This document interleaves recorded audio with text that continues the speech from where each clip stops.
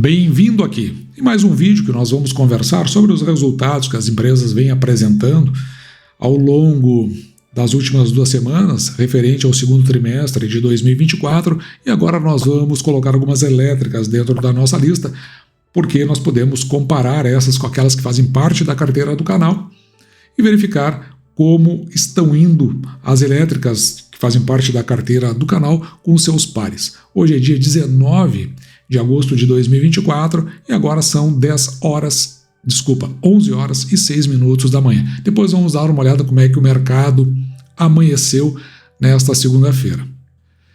Antes, porém, uma olhada rápida no boletim Focus. Veja que o IPCA, o mercado, a semana passada estava em 4,20%, a inflação, né? A medição da inflação, e agora o mercado dá uma piorada para 4,22%. Por outro lado, dá uma melhorada no PIB para 2,23, que estava 2,20, e a Selic é mantida em 10,50. Então, do ponto de vista de inflação, o mercado não está muito otimista, e dentro dessa curva da inflação pode, inclusive, acontecer que na semana que vem ou na outra o mercado acabe reavaliando a Selic para cima dos 10,5%. Vamos ver o que vai acontecer. O Ibovespa continua faceiro.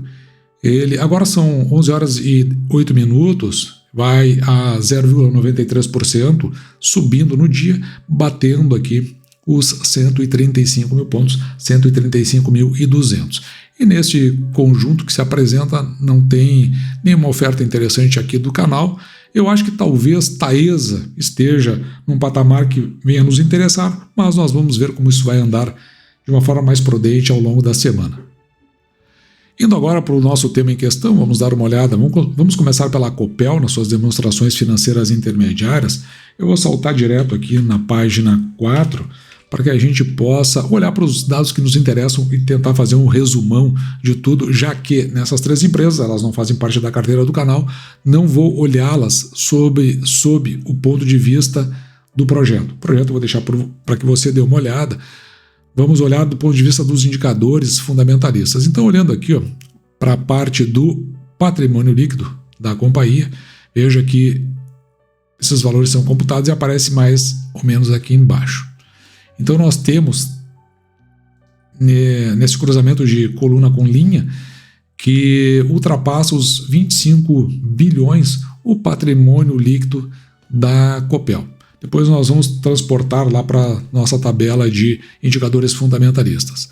Com relação à receita operacional, veja que no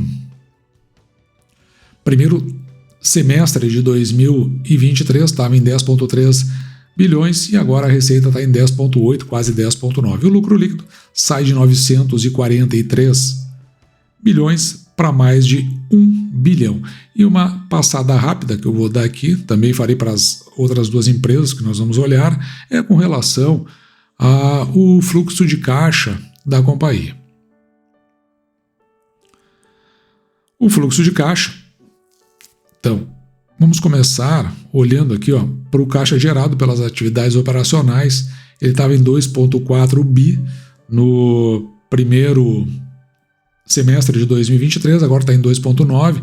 O mais importante é que esse valor aqui esteja positivo. Então significa que a companhia está com no seu caixa operacional, por aquilo que ela oferta, os custos cobrem e sobra valores. Do caixa líquido das atividades, até eu marquei aqui, esse aqui é o valor geral, mas o caixa líquido, esse aqui é o caixa gerado, é o total.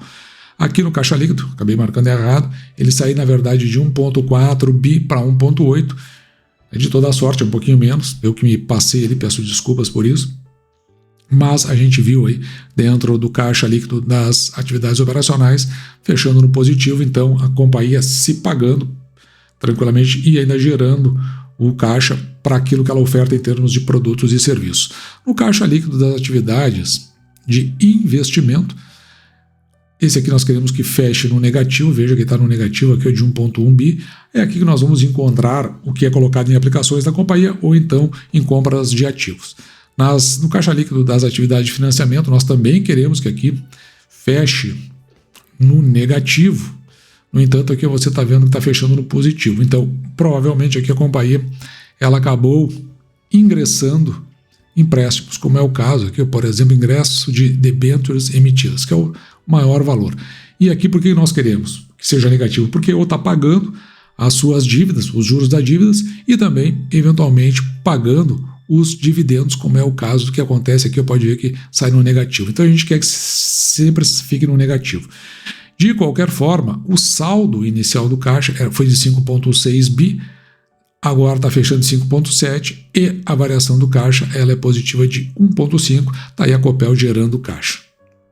Outra empresa, outra elétrica, que também nós acompanhamos, a ENGIE, e aqui nós estamos, né, como você pode ver, com as informações trimestrais, vamos saltar lá a partir da página que nos interessa, até para ir tornando mais rápido este vídeo, nessa nossa passada. Então nós estamos olhando também para o patrimônio líquido da ENGIE.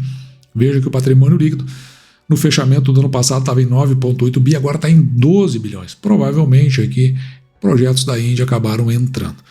Não, aí eu deixo para você olhar os projetos dela, justamente porque eu não vou avaliar todo o conjunto do... A gente está olhando os resultados para fins dos dados fundamentalistas. Não vamos olhar o projeto, também não vamos olhar o cenário. Essa aqui é a sua responsabilidade. Se caso, né, você seja investidor da companhia. Na receita líquida, veja que ela foi de 5,2 bi em 2023, aqui nós estamos falando dos primeiros 6 meses, e agora 5,4, então dá uma melhorada em termos de receita líquida. Vamos ver se refletiu isso aí no lucro líquido da companhia. No lucro líquido, aqui está o efeito, então, nos primeiros 6 meses de 2023 foi de 1,6 bi, agora 2,5, compatível com o que a gente está vendo, porque se houve uma melhoria no patrimônio da companhia, por conta de novos projetos, evidentemente que isso aí, de alguma forma, ia acabar aparecendo nos resultados. Também, para nós, é bastante interessante dar uma olhada de novo lá no fluxo de caixa que está na página 9. Então, vou saltar aqui direto. Tentar dar uma olhada aqui nos dados que nos interessam. O caixa líquido das atividades operacionais, ele está aqui embaixo, ele sai de 2,4 bi para 2,1, dá uma caída aqui, mas de qualquer forma, pelo menos ali está no fechamento positivo, que é o que a gente quer, portanto, pagando aí por seus produtos e serviços que são ofertados. No caixa líquido das atividades de investimento, então, negativo, como a gente quer, que era de 918 milhões e agora é negativo de 2,3. Então, mais uma vez confirmando aí que ou é compra de ativos ou é valores que são colocados para fins de investimento. E o caixa líquido das atividades de financiamento, que antes estava positivo, agora fecha negativo, então provavelmente aqui a companhia pagando as suas dívidas, como é o caso aqui, e também pagamentos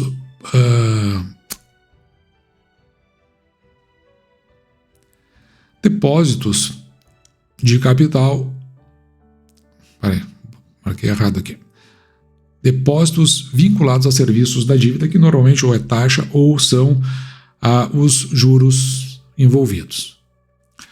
No caso da ENGIE, veja que ela tinha um caixa inicial aqui de 5,2 bi, o saldo final foi de 4,2 e ela teve uma redução do seu caixa de mais de 1 bilhão.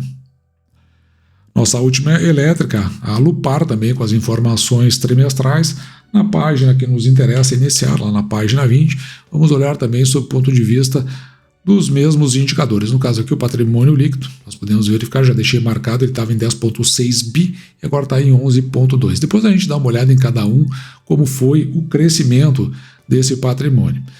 Aqui ficou ruim, né, porque ficou deitado aqui, mas a gente pode olhar que o primeiro semestre de 2024 ele está aqui, está virado, então a receita líquida que estava em 1,7, quase 1,8 bi, ficou em 1,9, cresceu um pouquinho, e deste lado aqui a gente consegue enxergar o lucro líquido.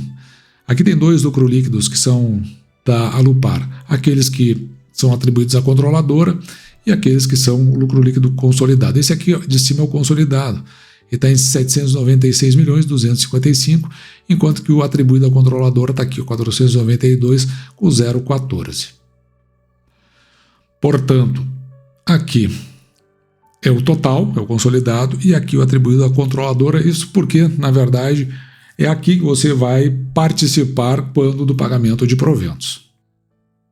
Olhando também para o fluxo de caixa, vamos dar uma olhada no caso da Alupar. Também rapidamente aqui, o caixa que era de líquido das atividades operacionais, 1,1 por conta do primeiro trimestre de 2023, 1,2 agora cresceu, ele é positivo também da mesma forma. Para aquilo que oferece em termos de produto e serviço, se paga tranquilamente fechando no positivo. Já no caixa líquido das atividades de investimento, veja que antes tinha sido positivo no primeiro semestre de 2023, agora negativo, como a gente quer, então ou é compra de ativos ou são aqueles investimentos, aquelas aplicações. E o caixa líquido das atividades de financiamento, também nós queremos que dê negativo, porque tem o pagamento, como eu disse, da dívida, ou muitas vezes, como a gente pode ver, nós temos também o pagamento de dividendos, tanto juros sobre capital próprio quanto dividendos. E também olhamos aqui no final como é que o que aconteceu com o caixa. Veja que no início desse período estava em 823 milhões e agora fecha com mais de 1 bi, gerando um caixa aqui de 350 milhões aproximadamente. E trazemos os dados todos coletados para que a gente construa a nossa tabela de indicadores fundamentalistas. No caso aqui nós estamos falando da Copel. Então a Copel, a nossa projeção agora é de uma receita no final do ano de 21 bilhões e 800 milhões aproximadamente, com a possibilidade de um lucro líquido acima dos 2 bilhões. No entanto, tem um detalhe aqui na Copel. Veja que os proventos pagos ficam aqui em 31 centavos. E até agora, né, a Copel está andando nessa direção, talvez pague um pouco mais do que isso, fica um pouquinho acima do que aconteceu aqui em 2023, mas historicamente assim nunca foi uma grande pagadora de proventos. Pode ser até que aumente por conta de venda de ativos. Então isso aí pode levar muitas pessoas a comprarem Copel por conta dos seus... Ela vendeu a Comgás. Então pode ser que muita gente acabe por comprar por conta dos proventos, então tem que tomar cuidado para verificar se vai se repetir isso aí ao longo do tempo. A Copel ela tem esse patrimônio líquido aqui, a gente viu, né, um pouco mais de 25 bilhões. Veja que o valor patrimonial por ação, ou seja, dividindo o patrimônio líquido pelo número de ações que a companhia possui, ela chega em 8,4. Como ação, a gente estava vendo que agora há pouco ela estava sendo negociada a R$ 10,42. Isso aí implica que o PVPA, ou seja, o preço da ação dividido pelo valor patrimonial por ação em 1,23. Quando está acima de 1, abaixo de 2, para fins do método que nós utilizamos aqui no canal, nós entendemos que a ação ela não está nem cara nem barata. E o preço da ação dividido pelo lucro líquido por ação, ou seja, em função do lucro líquido, se acontecer esses proventos a serem pagos, você recebe em aproximadamente 15 anos e meio. O nosso preço teto, quando olhamos para frente, em função desses proventos aí, fica em R$ 5,16. Pode ser que entre algum a mais por conta de venda de ativos, e aí isso aqui tende a aumentar. Mas, na média, nos últimos anos, pagou 62 centavos para um preço teto, olhando para o passado, agora de 10,41, ou seja, está batendo no preço teto. Na verdade, o preço atual está um pouquinho acima. Para um dividend yield que nós estimamos aqui, ó, perto dos 3%. Fica distante demais dos 6%, por isso que há muito tempo a gente não olha para a Copel e mais. Nos desfizemos dessa ação quando lá atrás compramos a R$ 5,90 e nunca vimos um progresso, apenas o preço da ação disparar. Então, deixamos de nos interessar por Copel. Com relação à Engie, nossa projeção é de 10,8 bilhões em receita, um lucro líquido aqui de 5,1 bilhões. A Engie a gente viu, né, tem projetos que estão ali, parece, do ponto de vista de maturação. Uma possibilidade aqui será um payout de 40%, bem descolado até do que ela veio pagando aqui nos últimos tempos, podendo vir aqui para um dividendo de R$ 2,50. Pode ser, inclusive até pode ser que seja melhor, mas em princípio ela nunca se confirmou ser uma grande pagadora de proventos. O patrimônio líquido que nós olhamos aqui, o de pouco mais de 12 bilhões, dá um PVPA de 14,76. Neste momento a ação é cotada a R$ 46,40, nos proporcionando aqui, ó, um preço da ação sobre o valor patrimonial por ação em 3,14, está bem acima daqueles 2, né? Então, um indicativo de que essa ação pode ser caro, e um PL aqui, preço da ação sobre o lucro líquido por ação em 7,41, você comprando a ação a 46, se confirmar o lucro líquido, você recebe em 7 anos e meio aproximadamente. Nós trabalhamos aqui com preço teto olhando para o futuro de R$ 41,75, e porque a companhia já pagou em termos de preço de dividendos do passado, R$ 2,21, um preço teto de R$ 36,76. E o dividend yield da companhia em 5,4%, portanto, está abaixo do 6 também, por isso que a gente não tem olhado para a Engie. E por fim, olhando aqui para a Alupar, nossa projeção é de 3,9 bi de receita, 1,5 de lucro líquido. Aqui, claro, lucro líquido o consolidado. Quando nós olhamos para o lucro líquido atribuído ao controlador, que é onde você vai participar, 984 milhões. Até o presente momento, a Alupar pagou 33 centavos. Ela tem projetos interessantes, principalmente fora do Brasil, eu já mencionei aqui no Chile, no Peru. Então pode ser que venha a pagar 53 centavos, talvez um pouco menos, para um payout aqui de 50%. Acontecendo isso, o nosso preço teto ele ficaria em R$ 8,97. Até o presente momento, na média, pagou 33 centavos por ação, 5,57 o nosso preço teto quando olhamos para o passado da companhia. Se nós olharmos para o patrimônio líquido, um pouquinho mais de 11 bilhões, ou 11 bilhões e 200 milhões aproximadamente, nos dá um valor patrimonial por ação de 12,32. Como, por exemplo, nós temos aqui um preço da ação no momento que estamos fazendo esse vídeo em R$ 10,24, o preço da ação sobre o valor patrimonial por ação em 0,83, indicando que essa ação ela pode de fato estar barata, porque quando está abaixo de 1, são duas interpretações, né? Esse 0,83 quer dizer que o preço atual é 83% do valor patrimonial por ação, ou seja, está um desconto aí de aproximadamente 17% no preço da ação. E o segundo é o risco, né? Isso indica que a ação pode estar barata. E o segundo é o risco de comprar, porque se você compra abaixo do valor patrimonial, é um indicativo de que o risco é muito baixo em comprar a ação da Alupar. Já o preço da ação, dividido pelo lucro líquido por ação, em 9,51, você receberia de volta em função do lucro líquido, não em função dos dividendos, em aproximadamente 9 anos e meio.